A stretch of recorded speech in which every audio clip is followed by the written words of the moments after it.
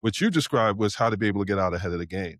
Yeah. Um, I also want to touch into one of the things that I have conversations about is MBEs, minority business enterprises, working with cities, state, working with institutions, people where you can have that bigger contract. Yeah. I think that there are a lot of people that think that they have to be B2B or B2C and on a much smaller level. Uh-huh. But there are these larger companies where they can have these contracts and Yeah. they can set something up. You talked about setting a pay period Yeah. and Yeah. making sure that you have these things in place because some of these contracts are going to be larger contracts. You may have to wait longer to be able to get your money, but you'll make more money Right. than you would if you had to go through trying to build up like 10 customers to be able to get that one that's going to be able to pay for everything. Right. Right. So it's nothing wrong with going after those bigger companies if you can figure out a way to be able to do what you did and Yeah. actually make sure that you're making it so that you're negotiating how much you're going to get paid, but you also know how to be able to set it up so that you have enough time. So if it does take time, like I Yeah. know I did something with the school and they were trying to build up their enrollment. Okay. And what I said is, okay, well, I can help you build up your enrollment. I know enough about schools to know that you have to be in the top three, technically the top five, and then Uh-huh. everything else is zoning. It was a high school, so it was making sure that I covered that part. Right. And then everything else after that was, as long as I knew when I was going to get paid, then it allowed me to be able to go into, okay, well, I can partner with this person, I can partner with this person to get all the things set.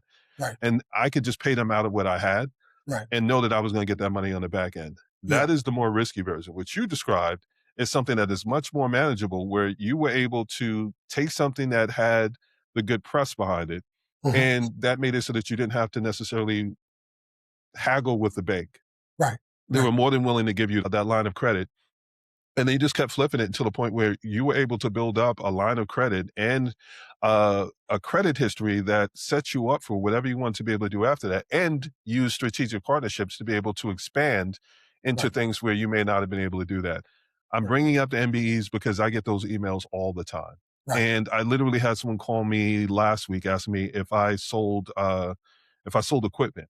And I Okay. said, no, I don't do that anymore. Yeah. But in my head, I was just thinking about how much money I just passed on because it's not something that I do anymore. So understand what business line that you're in, understand the rooms and the opportunities for you to be able to expand into things like that, Yeah. because those are the things that could potentially get you those loans. When they know that you're working with someone that's reputable enough, Right. they're not necessarily worried about what kind of money you have. They're looking at what kind of money they have. And if Yeah. you have some kind of contract or some kind of partnership with them, then that may get you further into that conversation. So I just want to pause for a moment and cover that Yeah. because I think that's one of those things where people are so focused on working with smaller businesses and thinking about it to that level. Don't rule out some of those more established businesses that you can partner with and play a role in what they do to be able to help you fund what you want to be able to do. Because that's what I heard in what you said. Right. And Right. I think there's real power in that. Yeah. Yeah.